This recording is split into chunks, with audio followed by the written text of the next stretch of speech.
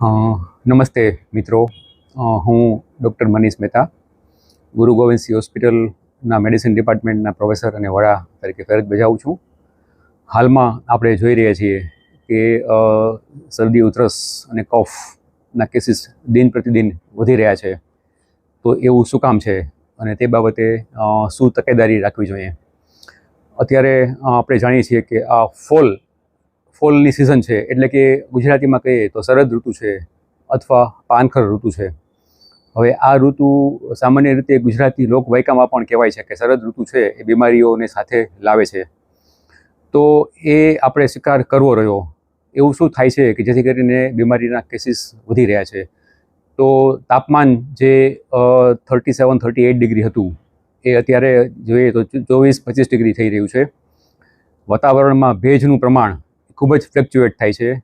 તડકાની માત્રા એ ઘણી ઘટી ગઈ છે. આપણે જોઈએ છીએ કે છેલ્લા 4 દિવસ ત્યાં લગભગ તડકો જોવા મળતો નથી. તો આ તાપમાનના પરિવર્તનને કારણે અને વાતાવરણમાં ભેજના પરિવર્તનને કારણે જે વાયરસીસ છે એ વાયરસીસની લાઈફ અને એની ઇન્ફેક્શન કરવાની ક્ષમતામાં અનેક ગણો વધારો થાય છે. આવા કેસીસમાં તડકાના અભાવને કારણે પણ એક જાતની ઇમ્યુનિટી શરીરની ઘટી જાય છે. અને જે લોકોને એલર્જીક રેસ્પિરેટરી ડિસીઝ હોય, ખાસ કરીને સ્મોકિંગ કરતા હોય તે માણસો અથવા 45-50 વર્ષથી મોટી ઉંમરના હોય કે જેને ઓલરેડી થોડી ફેફસાની બીમારી હોય, જેની શ્વાસતંત્રના જેને એલર્જીના ની તકલીફ હોય, એ લોકોને આ ભેજનું અને તાપમાનનું પરિવર્તન છે એ ખૂબ જ ઝડપથી આ વાયરસનું ઇન્ફેક્શન ગ્રહણ કરવામાં સક્ષમ બનાવે છે. અને ઠંડા પવનને કારણે લોકો વધારે ઘરમાં રહેતા હોય છે.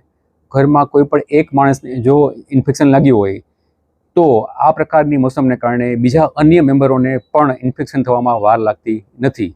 તો આ કયા એ પ્રકારના પરિવર્તનને કારણે આ 1 મહિનો જ્યાં સુધી ભેજ અને તાપમાન સ્થિર નહીં થાય ત્યાં સુધી બીમારીનું ઘર કહેવાય એવા દિવસો છે. તો આમાં સાવચેતી શું રાખવી?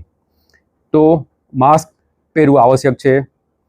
ઘરમાં કોઈ એક માણસને જો વાયરસનું ઇન્ફેક્શન હોય તો શક્ય હોય ત્યાં સુધી, ખાસ કરીને વડીલ, મોટી ઉંમરના, ડાયાબિટીસ છે એવા લોકોએ એનાથી દૂર રહેવું, એનો ક્લોઝ કોન્ટેક્ટથી એવોઇડ કરવો, તંદુરસ્ત જીવન જીવવું, શક્તિવાળો ખોરાક ખાવો અને હેન્ડ હાઇજીન છે એ વાયરસજન્ય બીમારીથી બચાવવા માટે સૌથી અક્સિર છે.